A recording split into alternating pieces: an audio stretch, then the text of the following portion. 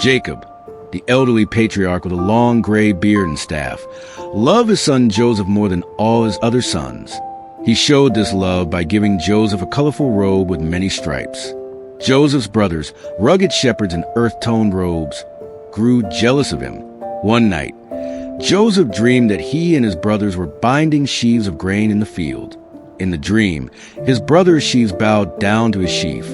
Another night, Joseph dreamed that the sun, moon, and 11 stars bowed down to him. When Joseph told these dreams to his family, his brothers hated him even more, and even Jacob was troubled. The brothers' anger toward Joseph grew stronger every day. They could not speak kindly to him. Their jealousy burned as they watched Jacob show Joseph special love. The colorful robe became a symbol of their hatred. One day, Jacob sent Joseph to check on his brothers who were tending flocks. When the brothers saw Joseph coming in his colorful robe, they plotted to kill him. "Here comes a dreamer," they said with hatred. But Reuben, the eldest, persuaded them not to kill Joseph, but to throw him into a pit instead. When Joseph arrived, his brothers stripped off his colorful robe. They grabbed him and threw him into a dry, empty pit. Joseph cried out for mercy, but they ignored him and sat down to eat. His robe, once a symbol of love, now lay torn and dirty on the ground. As the brothers ate, a caravan of Ishmaelites passed by on their way to Egypt. Judah suggested they sell Joseph instead of killing him. The brothers agreed and sold Joseph for 20 pieces of silver. The Ishmaelites led Joseph away as a slave, his heart filled with fear. The brothers took Joseph's colorful robe and dipped it in goat's blood. They brought it to Jacob and told him Joseph had been killed by a wild animal. Jacob wept bitterly, tearing his clothes and mourning for many days. He refused to be comforted, saying he would grieve until he joined Joseph in the grave. The Ishmaelites sold Joseph in Egypt to Potiphar, an officer of Pharaoh. Joseph served faithfully, and God blessed everything he did. Potiphar trusted Joseph and made him overseer of his household. Joseph worked diligently, and the Lord was with him. Potiphar's wife noticed Joseph's good looks and tried to tempt him. She begged him to lie with her, but Joseph refused, saying he would not sin against God.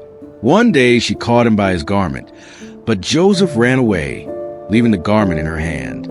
Angry and humiliated, she accused Joseph of wrongdoing. When Potiphar heard his wife's accusation, he became angry. He threw Joseph into prison, though Joseph had done no wrong. In prison, Joseph remained faithful, and God gave him favor with the keeper. The keeper trusted Joseph and put him in charge of the other prisoners. Pharaoh's cupbearer and baker were thrown into the same prison as Joseph. One night, both had troubling dreams. Joseph noticed their sadness in the morning. He asked them to tell him their dreams, saying only God could interpret them. The cupbearer's dream meant he would be restored, but the baker's dream meant he would be executed. 2 years later, Pharaoh had strange dreams that troubled him. He dreamed of 7 fat cows being eaten by 7 thin cows. He also dreamed of 7 healthy heads of grain swallowed by 7 thin ones. None of Pharaoh's wise men could explain the dreams. The cupbearer remembered Joseph and told Pharaoh about him. Pharaoh sent for Joseph from prison. Joseph shaved, changed his clothes, and was brought before Pharaoh. Pharaoh told Joseph his dreams. Joseph explained that God was showing Pharaoh 7 years of plenty followed by 7 years of famine. Joseph advised Pharaoh to appoint a wise man to store food during the years of plenty. Pharaoh was pleased with Joseph's wisdom. He said, "Can we find anyone like this man in whom is the Spirit of God?" Pharaoh appointed Joseph as governor over all Egypt. He gave Joseph a royal robe, a signet ring, and a gold chain. Joseph rode in Pharaoh's second chariot as people bowed before him.